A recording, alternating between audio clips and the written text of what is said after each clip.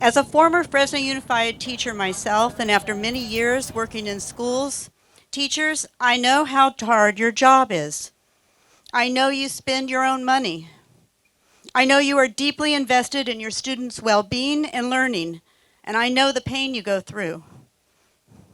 I know you go home some nights ready to throw in the towel because the pain was too much that day, but then you come back the next morning ready to do it all over again because you're in it for the kids.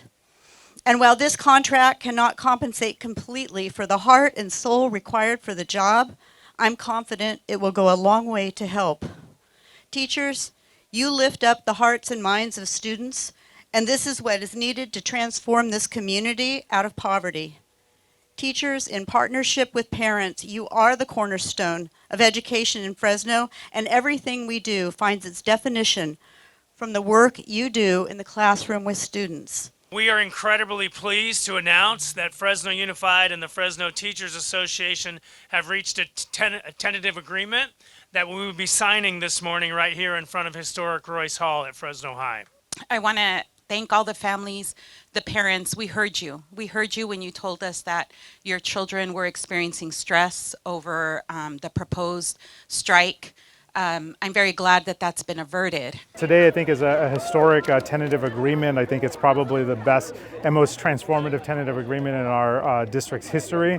Again, sweeping class size reductions, sweeping caseload reductions in special education, keeping a competitive salary for our educators, protecting our health care fund in a way that doesn't put that in jeopardy, and huge investments into our students' social emotional needs, and a commitment to get a school nurse at every school site over the next 3 years.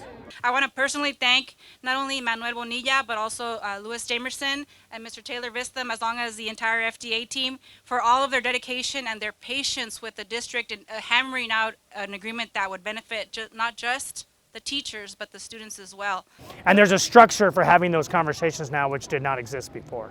And that's maybe what I'm most excited about, is there's an opportunity for us to keep having ongoing discussions so we don't deviate so far apart and then we end up in situations where we're, demonstrably at odds like today. One of the things that I'm most excited about is, as you heard Louis and others sort of allude to, there's a plan in this agreement to work jointly on continuing to work out ongoing issues. We massively stretched in this agreement, but in the end, it does not fiscally unwind the stability of the district in any way.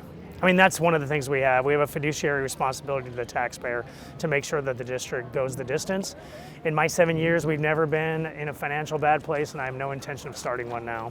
You had a parent here who basically was calling out as the signing was happening, basically calling everybody to task. Why did it have to go this far? Why did it have to go so late? I think it's just a much more complex process than anybody would like to believe. I mean, we're not talking about things that easy decisions can be made around. These are the livelihoods of people who are giving their full self for and on behalf of students every day.